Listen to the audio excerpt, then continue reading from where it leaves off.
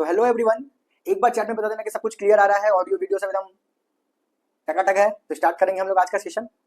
Sir clear आ रहा है, clear आ रहा है, क्लियर, ठीक है ठीक है ठीक है। चलो तो शुरू करते हैं आज का सेशन। बेसिकली आज का जो ये सेशन है ये फिर एग्रीकल्चर का एक्सटेंडेड आ जाएगा। ये एग्रीकल्चर वाला चैप्टर अगर तक अभी तक आप लोग नहीं पढ़ो हो तो पहले इसको आगे पढ़ो, क्योंकि देखो इकोनॉमिक जो है ना वो हर एक चैप्टर एक दूसरे से रिलेट कर रहा है। सबसे पहले आजादी के पहले हम लोग इंडिया में कैसा एग्रीकल्चर या देश का दुर्दशा था उसके बारे में हम लोग पढ़े। नेक्स्ट टॉपिक में हम लोग पढ़े कि जो आजादी के बाद से चेंजेस लाया गया, रिफॉर्म लाया गया टुवर्ड्स द एग्रीकल्चर, वो कैसा था। नेक्स्ट टॉपिक हम लोग का रहेगा रूरल डेवलपमेंट। अच्छा एक और बात समझ लो, वीडियो को स्टार्टिंग में ही मैं बोल दे रहा हूं, ये जो वीडियो है इसके बाद कीनेसियन थ्योरी का एक वीडियो आएगा पार्ट 2, एक आएगा नेशनल इनकम का सम्स। इसके बाद सिर्फ इस वीडियो में तुम लोग के डिमांड पर सिर्फ और सिर्फ एमसीक्यू ही देखने मिलेगा, क्योंकि मेरे पास बहुत सारे स्टूडेंट्स का मैसेजेस आ रहा है या फिर एक दो स्टूडेंट लोग हमको मेल भी किया कि सर एमसीक्यू करवा दीजिए। अभी एमसीक्यू करवा दीजिए, एग्जाम सामने आ गया है, सर पे आ गया है। आपको 2-3 महीना पहले आना चाहिए था यूट्यूब पे, आप थोड़ा लेट से आ गए। चलो सॉरी करते हैं, बहुत दिल से मैं सॉरी बोलता हूँ तुम लोग को जिन लोगों को लग रहा है कि मैं लेट से आया हूँ। बट देखो जब भी आया हूँ कोशिश कर रहा हूँ तुम लोग को जितना संभव मेरे साइड से एफर्ट है वो दे के जितना प्रिपरेशन करवा पाऊँ मैं करवा दे रहा हूँ। तो अभी के बाद से 2 वीडियो और इस चैनल पे आएगा इकोनॉमिक्स का, एक आएगा कीनेसियन थ्योरी का पार्ट 2 और एक आएगा नेशनल इनकम का सम्स, ठीक है। इसके बाद सिर्फ और सिर्फ इकोनॉमिक्स का तुम लोग को एमसीक्यूज का ही सेशन रिकॉर्डेड मिलेगा यूट्यूब पे। बाकी जो ऐप पर है हमारे एम्बिशन पॉइंट ऐप पे, वो ऐप में वो लोग को सारा वीडियो सारा नोट्स मिल गया है, ठीक है। तो चलो स्टार्ट करते हैं। रूरल डेवलपमेंट, बेसिकली ये रूरल डेवलपमेंट होता क्या है पहले बात किया जाए तो रूरल डेवलपमेंट का मतलब होता है, देखो rural development is a process of improving the quality of life economically socially condition of people living in the rural area. मतलब जो लोग रूरल एरिया में रहता है वो लोग को कैसे रोजगार दिया जाए, कैसे गरीबी रेखा से बाहर लाया जाए, कैसे वो लोग का इकोनॉमिकली सोशली उसको स्टेबिलिटी किया जाए, वो लोग को स्ट्रेंथन किया जाए। तो ह्यूमन डेवलपमेंट बेसिकली चैप्टर्स है कि जो लोग गांव देहात में रहते हैं वो लोग को कैसे आगे बढ़ाया जाए, कैसे उन लोग का लाइफ को इंप्रूव किया जाए, ठीक है। तो सबसे पहला और सबसे इंपॉर्टेंट चीज हो जाता है जब हम लोग बात करेंगे ह्यूमन डेवलपमेंट का या फिर रूरल डेवलपमेंट का भी, तो भाई रूरल मतलब गांव, ठीक है, जिसको हम लोग बोलते हैं थोड़ा सा शहर से दूर वाला इलाका, जहां पे इंफ्रास्ट्रक्चर अच्छा नहीं है, जहां पे लोग अगर कुछ काम करना चाहेंगे तो वो लोग को फंड नहीं मिलेगा। अब भाई बताओ अगर एक बिजनेस है उसके पास अगर फंड ही नहीं है तो वो बिजनेस कैसे ग्रो करेगा, और अगर बिजनेस ग्रो नहीं करेगा तो एम्प्लॉयमेंट कैसे जनरेट होगा, एम्प्लॉयमेंट जनरेट नहीं होगा तो फिर बेरोजगारी बढ़ेगा और एट लास्ट लोग और गरीब होते रहेंगे, गरीबी रेखा से और नीचे आते रहेंगे। तो ह्यूमन डेवलपमेंट का सबसे पहला चीज क्या है कि कैसे किस प्रोसेस से हम इस रूरल डेवलपमेंट को ठीक ठाक करेंगे। तो सबसे पहला आता है लैंड रिफॉर्म। हम लोगों ने पढ़ा लैंड रिफॉर्म, लास्ट वीडियो में हम लोग पढ़ा, आज सुबह ही हम लोग 7:30 बजे पढ़ रहे थे। नेक्स्ट क्या हो जाएगा, डेवलपमेंट ऑफ ह्यूमन रिसोर्स, मतलब लोगों को स्किल्स सिखाया जाए, लोगों को एडुकेट किया जाए, स्किल सिखाया जाए, एडुकेट किया जाए, वहां पे इंफ्रास्ट्रक्चर क्रिएट किया जाए। इंफ्रास्ट्रक्चर का मतलब रोड बनाया जाए। हम लोग को समझ में नहीं आता है एक रोड अगर गुजरता है उसका महत्व क्या है, उसका बहुत बड़ा महत्व है। अगर एक कोई गांव से कोई रोड अगर गुजर गया तो वो रोड से क्या होगा, ट्रांसपोर्टेशन एक जगह से दूसरी जगह जाएगा, एक सप्लाई चेन मैनेजमेंट क्रिएट होगा, लोग जो बेरोजगार है वो कुछ ना कुछ अपना रोजगार का स्कोप देखेंगे।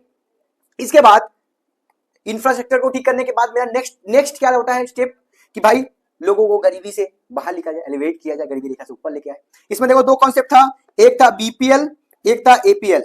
बीपीएल मतलब बिलो पॉवर्टी लाइन और एपीएल मतलब एवर्ड पॉवर्टी लाइन। इसके बाद development of productivity resource, productive resource, कि जो गांव का रिसोर्स है, जो जमीन है, जो वहां के युवा है, उसको कैसे मोटिवेट करके या प्रमोट करके एक नए धारा में, मेन धारा में लेके आया जाए। जब हम बात करते हैं मेन धारा मतलब कनेक्ट कर दिया जाए देश के साथ। अभी भी आप लोगों को विश्वास नहीं होगा कि अभी से भी कोई कुछ ऐसे गांव हैं जहां पे अभी तक बिजली नहीं पहुंची। तो इंटरनेट के जमाने पे जहां पे आप लोग घर बैठ के मेरा ये वीडियो देख के पढ़ रहे हो, समझ रहे हो, अपने आप को समझ लो नॉलेज गेन कर रहे हो, वो लोग के पास इलेक्ट्रिसिटी नहीं है। तो बताओ कैसे डेवलपमेंट होगा। तो पहला ये 5 स्टेप हम लोग याद रखेंगे कि ह्यूमन डेवलपमेंट अगर आपको करना है तो क्या क्या स्टेप है? सबसे पहला है कि लैंड का रिफॉर्म करो भाई, क्योंकि सबसे ज्यादा डिपेंड जो होता है रूरल एरिया में रहने वाले लोग वो एग्रीकल्चर पे होते हैं। इसके बाद ह्यूमन डेवलप करो, इंफ्रास्ट्रक्चर रेडी करो, गरीबी से जो है उसमें स्कीम्स नया नया ला के उसको बाहर लेके आओ। अब ये स्कीम्स के अंदर मनरेगा आता है, Mahatma Gandhi national rural employment guarantee scheme, MNREGA, जो 100 दिन के लिए काम देता है, हम लोग पढ़े थे इसके पहले। इसके बाद आता है लास्ट में कि कैसे जो रिसोर्स है उसको कैसे यूज किया जाए देश के तरक्की में, डेवलपमेंट में। ठीक है, तो सबसे पहला आता है टॉपिक ये सब चीजों में कि रूरल क्रेडिट क्या होता है। कि भाई अगर कोई भी बिजनेस करना है, कोई भी चीज से अगर आपको आगे बढ़ना है, देखो अगर एक गांव है वहां पे तो अचानक से जॉब क्रिएट तो होगा नहीं, सबसे पहले कोई ना कोई वहां बिजनेस बैठाएगा। तो बिजनेस बैठाने के लिए वहां क्या चाहिए? वहां चाहिए थोड़ा सा फंड, क्रेडिट फंड।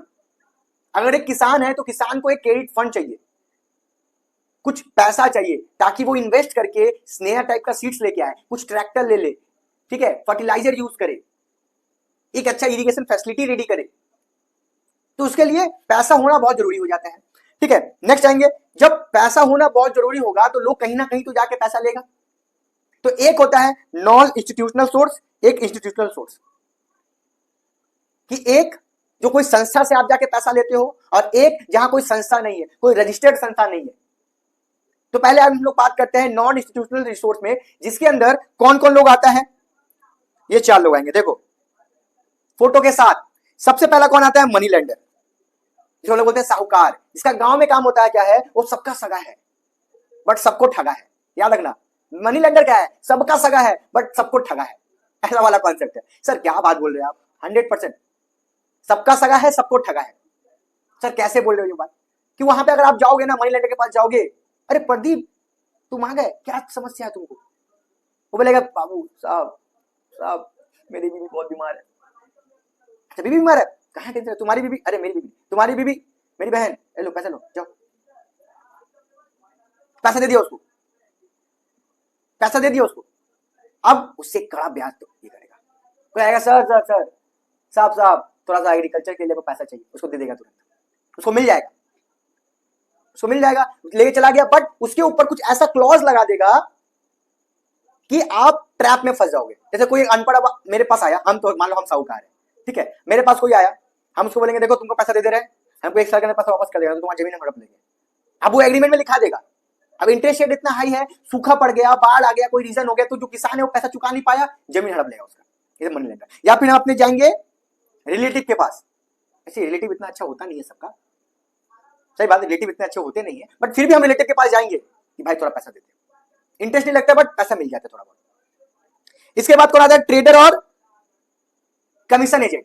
ये भी एक मनी लेंडर टाइप से ही है, बट ये होता है जो आपको रॉ मटेरियल सप्लाई करता है, वो लोग जो आपको रॉ मटेरियल सप्लाई करता है वो लोगों के पास जाएंगे, भाई थोड़ा पैसा दे दे, मिल जाएगा। या फिर लैंडलॉर्ड के पास जाएंगे। लैंडलॉर्ड कौन? लैंडलॉर्ड कौन? जिसका जमीन पे हम टेनेंट है, जिसपे हम काम कर रहे हैं, अपने मालिक के ही पास जाएंगे कि साहब थोड़ा कुछ पेमेंट कर दो ना, थोड़ा कुछ पैसा दे दो ना, खेती करके मैं चुका दूंगा। ये सब मेरा गैर संस्था वाला है। अब संस्था के अंदर क्या क्या क्या आ जाएगा? देखो संस्था के अंदर गवर्नमेंट कुछ कुछ रजिस्टर्ड करवा दिया है जहां से किसान आराम से लोन ले सकता है। देखो यहां पे लिस्ट में नाम लिखा हुआ है,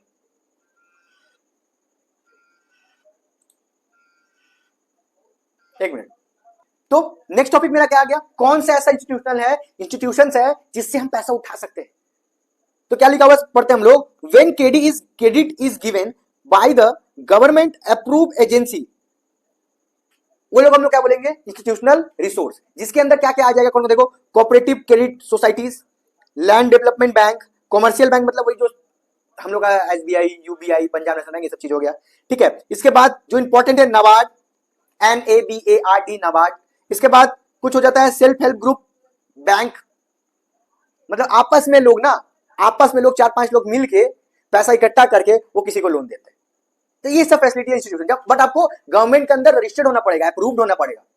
अगर आप अप्रूव्ड नहीं हो तो किसमें आ जाओगे? ये वाला 4 में आ जाओगे, ये वाला 4 में, ये वाला इसमें इसमें इसमें इसमें आ जाओगे। मगर अगर आप रजिस्टर्ड हो, अप्रूव हो, तो आप आ जाओगे इसमें, ठीक है। अब हम लोग एक लोग पढ़ते हैं सबसे सस्ता में जहां से हम लोग को लोन मिलता है, उसको हम लोग बोलते हैं कोऑपरेटिव क्रेडिट सोसाइटीज। इसमें देखो कुछ नाम लिखा हुआ है। अल्टीमेटली लोग काम क्या है? लोग काम है आपको लोन ही देना काम है भाई, सीधा सा बात है, आपको एक फंड प्रोवाइड करने का काम है, बस खाली नाम पढ़ लो एक बार। इसके बाद लैंड डेवलपमेंट बैंक, देखो land development bank are advancing long term loans for 15 to 20 year to a farmer against the mortgage of land. सोचो, आप अपना जमीन को 20 साल के लिए गिरवी रख के पैसा उठा के दे देता है, और इंटरेस्ट रेट ना बहुत रीजनेबल होता है, सब में इंटरेस्ट रेट भी ज्यादा नहीं होता है। नेक्स्ट हम लोग उसके आगे पढ़ेंगे कॉमर्शियल बैंक। कॉमर्शियल बैंक में तो पता है 90-50 में 90-50 से 91 में 1% सालाना पे आपको इंटरेस्ट मिलता था। साल में 1% देना है, 1 लाख रुपया का 1,000 रुपया देना साल में 1% का। उससे रीजनल रूरल बैंक है, आप वहां से पैसा उठा सकते हो। गवर्नमेंट अगर है वो लोग लोन प्रोवाइड करता है बहुत लोग, कि अगर आपका बाढ़ में फसल खराब हो गया है या सूखा में कुछ दिक्कत हो गया है, आपका फसल नहीं उग पाया है, बर्बाद हो गया है, तो हम लोग आपको लोन देंगे, और लोएस्ट रेट होता है उसका 6%। इसके बाद आता है नाबार्ड, बहुत इंपॉर्टेंट टॉपिक है ये वाला पढ़ना। बैंकिंग सेक्टर में डेवलपमेंट के लिए, रूरल डेवलपमेंट के लिए जो सबसे पहला नाम और सबसे टॉप में कोई नाम आता है वो आ गया है नाबार्ड। कौन आता है? वो नाबार्ड आता है। क्या है नाम इसका? National bank for agriculture and rural development, NABARD. इसका पॉइंट याद रखना, it is an epic development bank authorize for providing and regulate credit. आपको उधार देने के लिए, आपको मतलब रूरल एरिया में उधार देने के लिए, बिजनेसेस को उधार देने के लिए, कॉटन इंडस्ट्री हो, देखो स्मॉल स्केल इंडस्ट्री हो, एग्रीकल्चर हो, स्मॉल इंडस्ट्री हो, हाथ से बना हुआ चीज हो, कॉटेज हो, ये सारा को लोन प्रोवाइड करवाता है नाबार्ड। और इसमें सबसे इंपॉर्टेंट बात हम लोग क्या याद रखेंगे, ये कि ये कब स्टैब्लिश हुआ? 1982।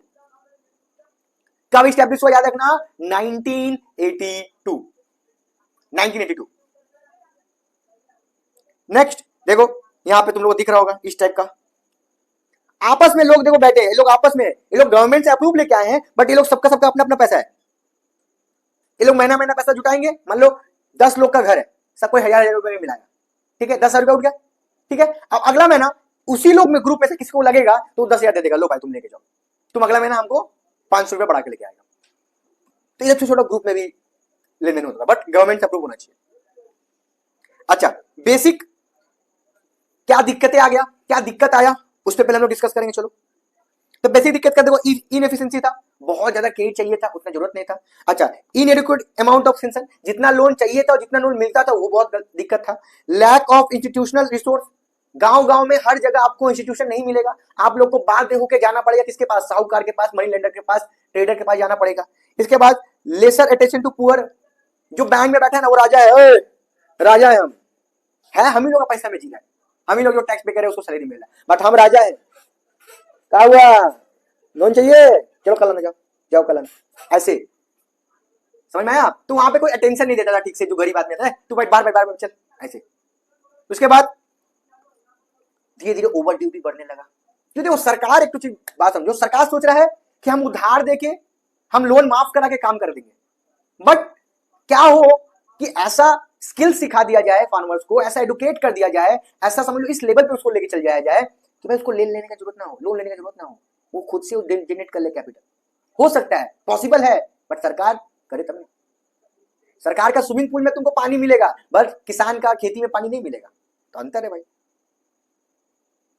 तो ये बात है। चलो, यहां किसी बीजेपी या कांग्रेस का बात नहीं है, जो सरकार है सब एक ही है, कुर्सी का दोष है, कुर्सी में जो बैठेगा वो वैसे ही बन जाएगा, ठीक है। एग्रीकल्चर मार्केट सिस्टम क्या लिखा है देखो, the agriculture market system refers to the system through which agriculture product reach out on our table. एक ऐसा सिस्टम बना दिया गया कि भाई आप उगा रहे हो, आपके पास से जाएगा किसी के पास, फिर वहां से आएगा मार्केट में, आप डायरेक्ट नहीं बेच सकते, और डायरेक्ट बेचना पॉसिबल भी नहीं है किसान के लिए। एक यूपी का किसान बंगाल में आके बेचेगा, जो कॉस्ट लगा, जो उसको जो स्टोर करेगा, वो पे ही नहीं कर पाएगा, तो इसलिए पॉसिबल नहीं है। इसके बाद क्या है, अब बेसिक क्या प्रॉब्लम झेलता है फार्मर लोग, क्या क्या प्रॉब्लम झेलता है फार्मर लोग। पहला क्या देखो, मैनिपुलेशन बाय बिग ट्रेडर, जो बड़ा ट्रेडर है वो मैनिपुलेट कर देते हैं। Lack of market information, shortage of storage, ये 3-4 अभी और भी पढ़ेंगे हम लोग। ये सब बेसिक दिक्कत है, ये सब बेसिक दिक्कत आपको देखने ही मिलेगा कि सबसे पहला जो बड़ा ट्रेडर है, जो बड़ा पैसा लेके बैठा हुआ है, वो ना एक्सप्लॉइट करेगा ही आपको। सर कैसे एक्सप्लॉइट करेगा, सर कैसे एक्सप्लॉइट करेगा, तो समझा दीजिए। भाई मेरे पास बहुत पैसा है, हम बोलेंगे देख तुमको कितना रुपया कॉस्ट पड़ा है, तुम कितना रुपया बेचेगा हमको मतलब नहीं है, हम डिसाइड करेंगे प्राइस कितना है, देना है तो दो, नहीं तो जाओ। तब तो सर दिक्कत हो गया, 100% दिक्कत वाली बात है। हम बता रहे 2-3 साल पहले का एक मैं न्यूज में देखा था कि जो टमाटर यहाँ पे हम 30 रुपए में खरीद रहे हैं ना, गांव में वो 2 रुपया किलो में खरीदा जा रहा है किसान से। इमेजिन करो हम लोग कहां पे जी रहे हैं कि जो टमाटर मैं मोची बाजार से हम लोग, मैं उल्टाडांगा से 20 रुपया में या 30 रुपया में खरीद के लेके आ रहा हूं, किसान को उसके लिए 2 रुपया मिल रहा है। क्यों? जो बड़ा ट्रेडर है वो लोग वाट लगा के रखा हुआ है। नेक्स्ट, इंफॉर्मेशन नहीं है मार्केट का, क्या उसको नहीं बेचे तो किसको बेचे, कोई खरीदने वाला ही नहीं है। इसके बाद स्टोरेज नहीं है, प्रॉपर स्टोरेज रहता तो भाई किसी को पूछने तो हम खुद बेच देंगे, बट प्रॉपर स्टोरेज नहीं है। अरे किसान को रहने का जगह नहीं है तो स्टोर क्या करेगा। नेक्स्ट आते हैं हम लोग, अब कैसे मार्केटिंग को इंप्रूव करने के लिए सरकार स्टेप उठाया है। सबसे पहला क्या हो जाएगा, रेगुलेट मार्केट। सरकार अब धीरे धीरे इसको रेगुलेट कर रहा है, सबको रजिस्टर करना पड़ेगा, सबको मेरे अंडर आना पड़ेगा, ये सब चीज। अलग अलग पॉलिसीज लेके आ रहे हैं, अलग अलग फैसिलिटीज लेके आ रहा है, कोऑपरेटिव कर रहा है, एक साथ मिल के कुछ मार्केटिंग कर रहा है कि गवर्नमेंट कुछ खरीद ले रहा है, कुछ प्राइवेट लोग भी खरीद ले रहा है, ये सब चीजें। ठीक है, तो ये हो गया मेरा ह्यूमन डेवलपमेंट का कॉन्सेप्ट, चैप्टर पूरा बढ़िया से। नेक्स्ट हम लोग क्या पढ़ेंगे, नेक्स्ट हम लोग पढ़ेंगे कि कैसे कब कब कौन सा डेट में, ये याद रखना, ये बहुत इंपॉर्टेंट हो जा रहा है, कौन सा डेट में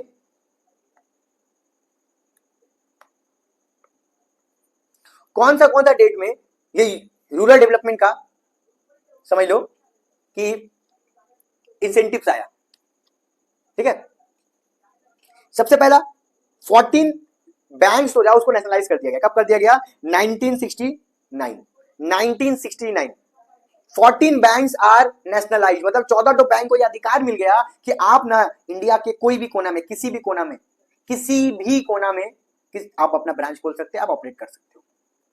और 6 मोर बैंक्स आर, और 6 बैंक को नेशनलाइज किया गया। कब किया गया? 1980 में। इसके बाद गुजरात में देखो बहुत सारा स्कीम, जैसे डेयरी के लिए नेशनल डेयरी डेवलपमेंट बोर्ड बन गया, एनडीडीए, कब? 1970 में। ठीक है, नाबार्ड बनाया गया 1982 में। ठीक है, नेक्स्ट, हेलो, ठीक है, ये सब कुछ खास इंपॉर्टेंट टॉपिक हो गया रूरल डेवलपमेंट के अंदर। तो बेसिकली हम लोग क्या पढ़े, आजादी के पहले इंडिया कैसा था, आजादी के बाद एग्रीकल्चर में क्या प्रॉब्लम था, क्या चेंजेस आया, क्या रिफॉर्म्स आया, इसके बाद हम लोग कैसे रूरल डेवलपमेंट कर सकते हैं। तो रूरल डेवलपमेंट का 5 बेसिक मंत्र है। सबसे पहले जमीन को रिफॉर्म करो। अब जमीन रिफॉर्म हो गया, इसके बाद क्या करना है, जमीन रिफॉर्म हो गया, उसके बाद क्या करना है, उसके बाद और 4 स्टेप था कि उसको फंड देना है, स्किल सिखाना है, गरीबी से ऊपर लेके आना, एलिवेट करना है, और लास्ट जो रिसोर्स गांव में है उसको प्रॉपर यूटिलाइज करना है, उसका प्रोडक्टिविटी यूज करना है। ठीक है, इसके बाद आप तब तक डेवलप नहीं हो सकते हो जो जब तक आपके कंट्री में अनएम्प्लॉयमेंट जैसी समस्या है। बेरोजगारी एक ऐसा समस्या है जो आपको खोखला करेगा, और बेरोजगारी डायरेक्टली गरीबी से लिंक्ड है। अगर आप बोलोगे जो लोग रोजगार है, जो कहीं ना कहीं काम कर रहे हैं, वो कहीं ना कहीं कभी ना कभी तो गरीबी से बाहर निकलेंगे, गरीबी से बाहर आएंगे। तो अगर हम बात करें कि गरीबी और बेरोजगारी क्या दोनों आपस में इंटर रिलेटेड करते हैं, तो तुम लोग आंसर आना चाहिए यस सर, कर सकते नहीं, करते ही हैं। कि अगर लोग गरीबी से बाहर आना चाहते तो उसको रोजगार लेना पड़ेगा, मतलब कहीं ना कहीं काम करना पड़ेगा। तो इसीलिए चैप्टर बहुत इंपॉर्टेंट हो जाता है, मतलब नेक्स्ट जो अगला टॉपिक है बहुत इंपॉर्टेंट हो जाता है। एम्प्लॉयमेंट किसको बोलते हैं? सबसे पहले, अगर कोई लोग कहीं पे काम कर रहा है, अपने मर्जी से काम कर रहा है, डेली वेजेस रेट पे काम कर रहा है, उसको हम लोग बोलेंगे एम्प्लॉयमेंट। ठीक है, या फिर हम ऐसा बोल सकते हैं कि किसी भी कंट्री के अंदर जितने भी लोग कहीं ना कहीं जॉब कर रहे हैं, कहीं ना कहीं काम कर रहे हैं, उसको हम लोग बोलेंगे एम्प्लॉयमेंट। और उसके लिए उसको पे करना पड़ रहा है, हम कहीं काम कर रहे हैं, हमको पे नहीं किया जा रहा है, उसको हम लोग एम्प्लॉयमेंट नहीं बोलेंगे। ठीक है, देख लो यहाँ पे थोड़ा फोटो मोदी जी से मांग रहे हैं, मोदी जी जॉब दीजिए, जुमला नहीं, बट मोदी जी भाइयों बहनों बना ही तो रहे हैं हम लोग को। चलो कोई बात नहीं, इतना साल अंग्रेज सहे, इसके बाद कांग्रेस बीजेपी को भी सह लेंगे। अनएम्प्लॉयमेंट क्या है समझो, unemployment is a situation when people are willing to work and able to work at existing daily wages rate but are not getting work. अगर कोई लोग है जो काम करना चाहता है, काम करने के लिए सक्षम है, बट उसको काम नहीं मिल रहा है, उसको बेरोजगारी बोलेंगे। क्लियर बात। और किसी भी कंट्री का लेबर फोर्स का मतलब क्या होता है, बात समझो। Labour force, what do you mean by labour force? जो लोग काम कर रहे हैं the person who are engaging any job within the country, और whether it is a seeker, job seeker, मतलब अगर हम काम करना चाह रहे हैं, कहीं काम कर रहे हैं, तो भी हम उस वहां के लेबर पावर होंगे, और दूसरा अगर हम कहीं काम कर रहे हैं वो लोग को भी, दोनों को जोड़ देंगे। क्लियर?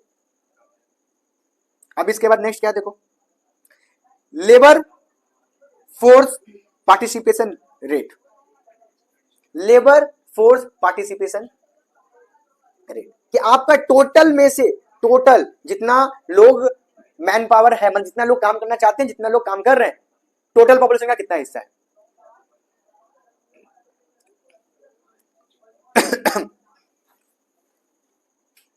क्या लिखा हुआ देखो, कहां से इसको देखा देख सकते हैं हम लोग, जो 16 साल से 64 साल के बीच में लोग हैं ना, 16 से 64, वो लोग का हम लोग डेटा लेते हैं कि भाई वो लोग या तो एंगेज होगा या तो एंगेज होना चाहेगा, 16 से 64 साल।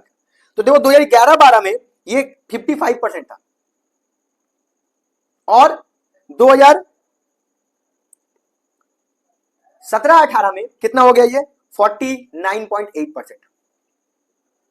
इसका मतलब टोटल जितना आपका मैन पावर है उसमें से कितना लोग, कितना परसेंटेज लोग पार्टिसिपेट कर रहे हैं काम में, कितना लोग, मान लो अगर मेरे देश में 100 लोग रहते हैं, टोटल 100 लोग हैं, इसमें से आधे लोग 16 साल से लेके 64 साल के बीच में आते हैं, तो 50 लोग हो गए।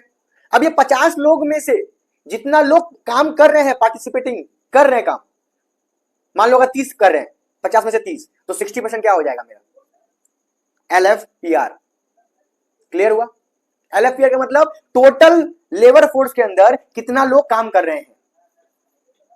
नेक्स्ट हम लोग labour supply, it is total hour that worker wish to work, real wages rate पे हम जितना देर काम करना चाहेंगे उसी को हम लोग बोलेंगे लेबर सप्लाई। कुछ डेटा है देखो यहाँ पे और 2016-17 का, कि लोग जो है वो 100 में से कैजुअल वर्क कर रहे हैं 25%, सेल्फ एम्प्लॉयड, हम लोग सेल्फ एम्प्लॉयड कितना है 52%, और कैजुअल वर्क में कितना है, रेगुलर वर्क में कितना है 22% लोग।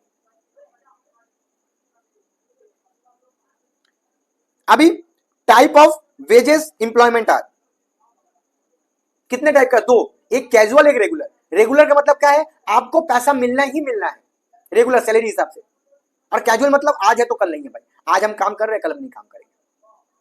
सोचो अब अगर इसके अंदर अगर हम लोग एक डेटा चेक करें मेल और फीमेल का, कि कितना मेल और कितना फीमेल काम कर रहे हैं, तुम लोग को देखने मिलेगा कि दोनों में ही 72%,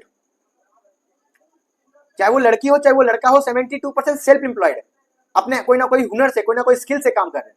मतलब जॉब क्रिएशन नहीं हो रहा है देश में, तभी तो ऐसा है, हम लोग कहीं पे काम नहीं कर पा रहे।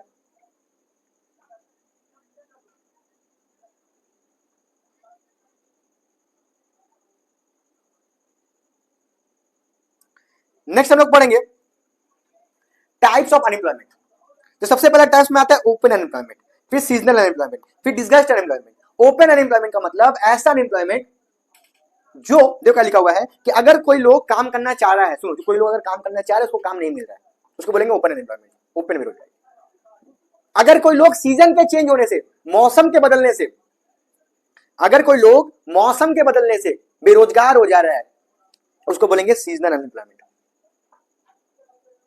और अगर too much pressure of population पड़ रहा है एग्रीकल्चर के ऊपर, तो लोग क्या धीरे धीरे हट जा रहे हैं।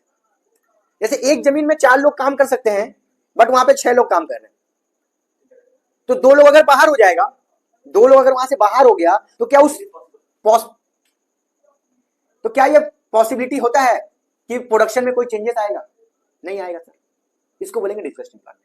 अच्छा, डिस्गस्ट एम्प्लॉयमेंट से एमसीक्यू कहां आ सकता है कि एक ऐसा अनएम्प्लॉयमेंट जहां पर आपको उसका इंपैक्ट में 0% में चेंजेस मिलेगा।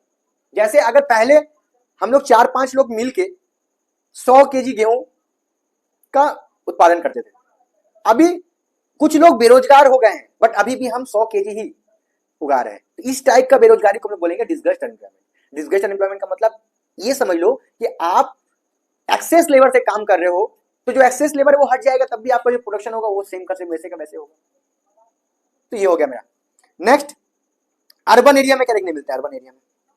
अर्बन एरिया में एजुकेटेड है, इंडस्ट्री के वजह से इंडस्ट्रियल अनएम्प्लॉयमेंट, इंडस्ट्री जितना जितना लोग जा रहे हैं काम करने, जितना लोग जा रहे हैं काम करने और जितना उसको चाहिए, हम एक फैक्ट्री खोल के बैठे, हमको 10 लोग चाहिए, हम 10 लोग को लेंगे, ठीक है। और मान लो 50 लोग आ गए, 40 लोग को बोलेंगे भाई जाओ तुम लोग को हम काम में नहीं ले सकते, तो वो लोग तो बेरोजगार हो गया। बट वो जो बेरोजगारी होगा, समझ, वो जो बेरोजगारी होगा वो किस लिए होगा, वो इंडस्ट्री के लिए होगा। इंडस्ट्री लेबर को ले नहीं पाया, उसके पास इतना डिमांड नहीं है, इसीलिए। Educated unemployment, technological unemployment.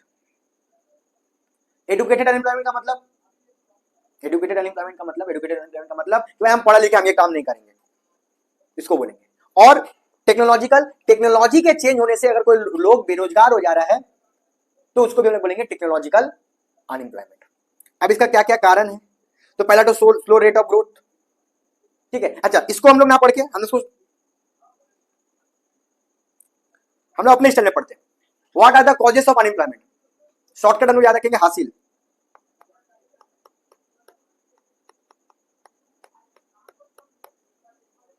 पांच पॉइंट याद रखेंगे। हासिल, हासिल क्या हो जाएगा, high rate of population growth,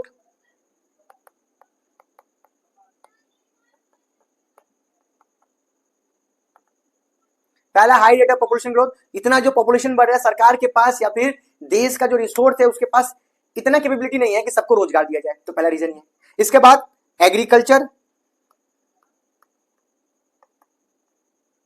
as a seasonal occupation, agriculture को हम लोग सीजनल ऑक्यूपेशन मान रहे हैं, इसीलिए slow rate of growth,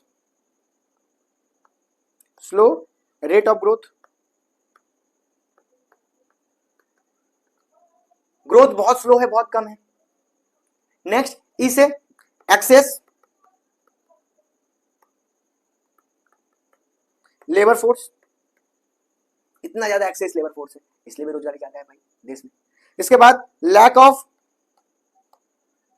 capital, पूंजी का कमी है, दिस आर द रीजन। बेरोजगारी का ये सब रीजन है कि भाई देश में बेरोजगारी क्यों है, गरीबी बहुत, पॉपुलेशन बहुत तेजी से बढ़ रहा है। जो भी एग्रीकल्चर है उसको हम लोग सीजन ऑक्यूपेशन समझ रहे हैं, रोड जो रेट ऑफ ग्रोथ है वो बहुत कम है, एक्सेस लेबर बहुत ज्यादा है, लैक ऑफ कैपिटल है, ये सब।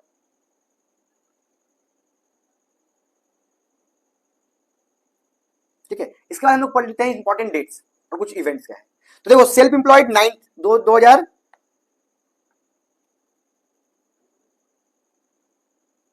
सेल्फ एम्प्लॉयड जो होता है, सेल्फ एम्प्लॉयड वो 2017-18 में कितना था, 52%। ठीक है, रेगुलर लोग कितना कम, 22%। ये सब कुछ कुछ डेटा है, खाली इसको एक बार रीड पे चल जाना।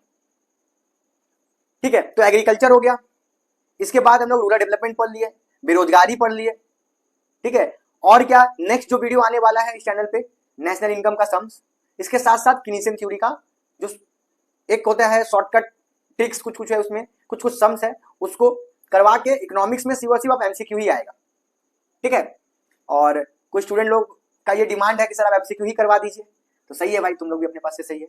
और कमेंट में ये बात जरूर बताना कि अब आगे और क्या वीडियो चाहिए तुम लोग को। अभी फिलहाल इकोनॉमिक्स का 80% हम लोग सिलेबस कवर कर लिए, अकाउंट्स का 100% सिलेबस कवर कर लिए वीडियो से। ठीक है, अगर और किसी भी टाइप से कुछ भी चीज चाहिए तुम लोग को तो नंबर पे कांटेक्ट कर सकता है, या फिर तुम लोग अगर टेस्ट सीरीज चाहिए तो हम लोग का जो एप्लीकेशन है एम्बिशन पॉइंट, उसको डाउनलोड कर सकता है तुम लोग, उसमें तुम लोग को 100 टेस्ट सीरीज मिल जाएगा अकाउंट्स का। ठीक है, अलग अलग चैप्टर्स का। ठीक, और अगर उसके बाद भी कुछ चीज भी लगेगा तुम लोग को, ठीक है, तो कमेंट में बताना, ये एग्जाम के बाद सेमेस्टर 4 में कोशिश करूंगा कि तुम लोग को डिलीवर करूं। ठीक है, तब तक के लिए स्टे ट्यून, बने रहो, सब्सक्राइब नहीं किया तो सब्सक्राइब कर दो। और बेरोजगार तो हो, अगर चाहते हो कि हम दुआ करें और तुम लोग बेरोजगारी से दूर हट जाओ तो चैनल को शेयर कर देना। चलो।